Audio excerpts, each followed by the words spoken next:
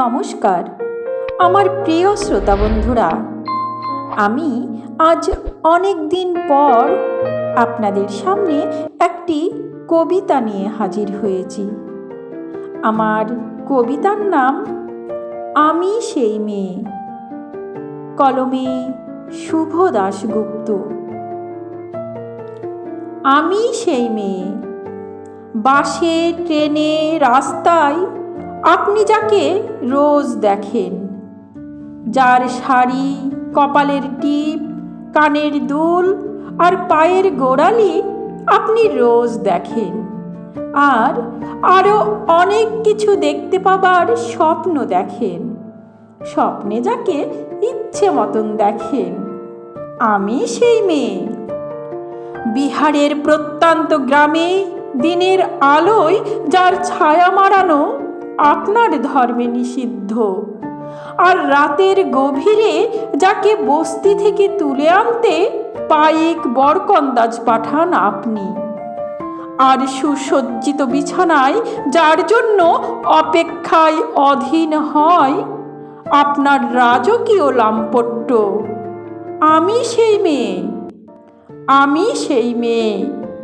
আসামের চা বাগানে ঝুপড়ি কামিন বস্তি থেকে যাকে আপনি নিয়ে যেতে চান সাহেবি বাংলোয়, মধ্যরাতে ফায়ার প্লেসের ঝলসে ওঠা আলোয় মোদির চোখে দেখতে চান যার অনাবৃত শরীর।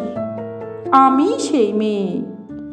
রাজস্থানের শুকনো উঠোন থেকে পিপাসার জল আনতে যাকে আপনি পাঠিয়ে দেন 10 মাইল দূরে সরকারি দাঁড়ায়, আর 20 মাইল হেঁটে ক্লান্ত বিধ্বস্ত যে রমণী ঘোড়া কাখে ঘরে ফিরলেই যাকে বসিয়ে দেন চুলার আগুনের সামনে আপনার রুটি বানাতে। আমি সেই মেয়ে। আমি সেই মেয়ে যাকে নিয়ে আপনি মগ্ন হতে চান গঙ্গার ধারে, কিংবা ভিক্টোরিয়ার সবুজ কিংবা সিনেমা হলের নীল অন্ধকারে, যার চোখে আপনি এঁকে দিতে চান ঝোঁটা স্বপ্নের কাজল, আর ফুরিয়ে যাওয়া সিগারেটের প্যাকেটের মতো যাকে পথের পাশে ছুঁড়ে ফেলে আপনার ফুল সাজানো গাড়ি শুভ বিবাহ সুসম্পন্ন করতে ছুটে যায় শহরের পথে। কোণে দেখা আলোর গোধূলিতে একা দাঁড়িয়ে থাকা আমি সেই মেয়ে।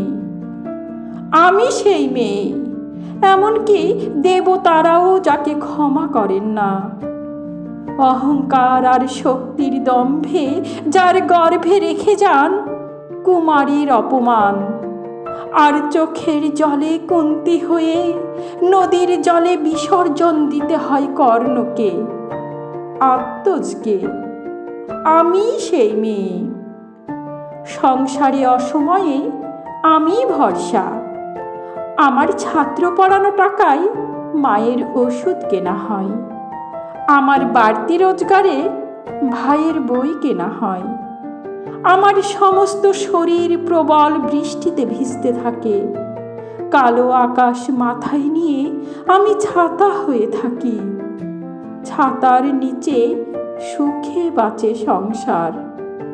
আপনি, আপনারা আমার জন্য অনেক করেছেন, সাহিত্যে, কাব্যে, শাস্ত্রে, লোকাচারে আমাকে মা বলে পুজো করেছেন, প্রকৃতি বলে আদিক্ষেতা করেছেন, আর শহরগঞ্জের কানা গলিতে ঠোঁটে রং মাখিয়ে কুপি হাতে দাঁড় করিয়েও দিয়েছেন।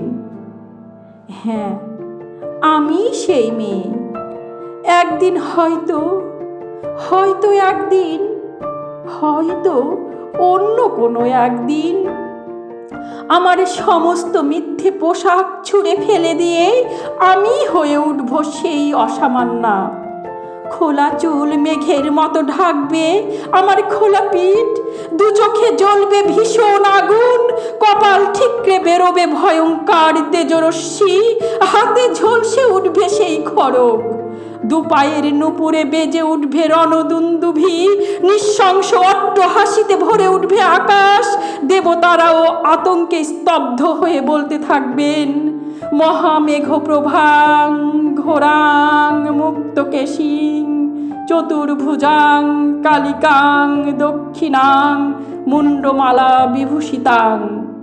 বিভৎস দাবানলের মতো আমি এগোতে থাকব, আর আমার এগিয়ে যাবার পথের দুপাশে মুণ্ডহীন অসংখ্য দেহ ছটপট করতে থাকবে। সভ্যতার দেহ, প্রগতির দেহ, উন্নতির দেহ, সমাজের দেহ। হয়তো আমি সেই মেয়ে, হয়তো বা। সমাপ্ত। আমার কবিতা পাঠ যদি আপনাদের এতটুকু ভালো লেগে থাকে, তাহলে চ্যানেলটি সাবস্ক্রাইব করে পাশে থাকবেন।